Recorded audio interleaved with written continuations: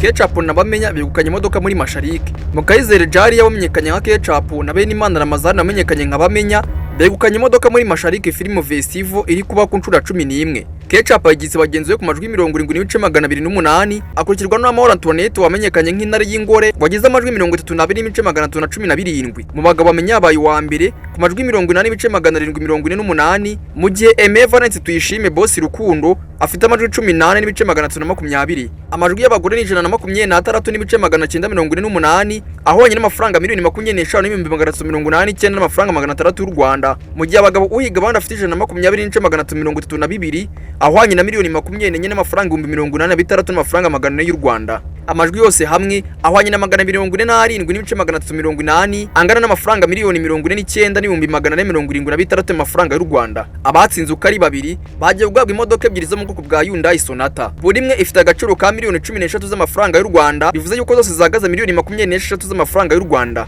Masharike Film Festival yatangiye kuri tariki 22 Ugushyingo ikaba izasoza kuri tariki 29 Ugushyingo na 25 muri Serena Hotel. Ngaye ngo kugira cyari mwe Nyabari Obedi na ngini Obi Time News. Obi Time News.